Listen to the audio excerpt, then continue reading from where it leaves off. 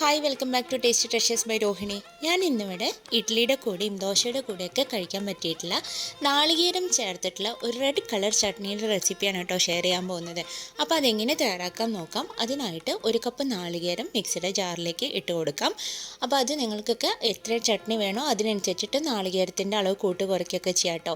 ഈ ഒരു അളവിലേക്ക് ഞാനൊരു 4 വറ്റൽമുളകും ഒരു 2 ചെറിയ ഉള്ളിയും ചേർത്ത് കൊടുക്കുന്നുണ്ട്. അതിൻ്റെ കൂടെ തന്നെ ഒരു ചെറിയ അല്ലി വെളുത്തുള്ളി കൂടി ചേർത്ത് കൊടുത്തു.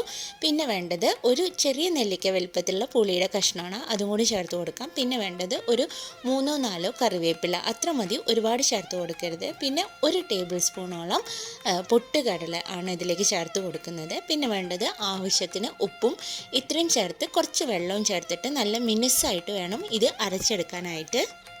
ഇപ്പോൾ ഇതാ ചട്നി നല്ല മിനുസായിട്ട് അരച്ചെടുത്തിട്ടുണ്ട്. ഇനി ഇതിലേക്ക് കുറച്ച് എണ്ണയിൽ കടുകും ഉഴുന്നുപരിപ്പും കറിവേപ്പിലയും അതേപോലെ തന്നെ വറ്റൽമുളകും വറുത്ത് ചേർത്ത് കൊടുക്കാം. അപ്പോൾ നമ്മൾ ടേസ്റ്റി ആയിട്ടുള്ള ചട്നി ഇവിടെ തയ്യാറായിട്ടുണ്ട്. വളരെ രുചികരമായിട്ടുള്ള ഒരു ചട്നി തന്നെയാണ്. എല്ലാവരും ഒന്ന് ട്രൈ ചെയ്ത് നോക്കൂ. ചെയ്ത് നോക്കിയിട്ട് നിങ്ങളുടെ അഭിപ്രായങ്ങളൊക്കെ ഒന്ന് കമൻറ്റ് ബോക്സിലൂടെ അറിയിക്കണം. അതേപോലെ തന്നെ വീഡിയോ ഇഷ്ടമായി എന്നുണ്ടെങ്കിൽ ലൈക്ക് ചെയ്യാനും ഷെയർ ചെയ്യാനും, ആദ്യമായിട്ടാണ് ചാനൽ കാണുന്നതെങ്കിൽ സബ്സ്ക്രൈബ് ചെയ്യാനും മറക്കരുത് കേട്ടോ. അപ്പോൾ താങ്ക്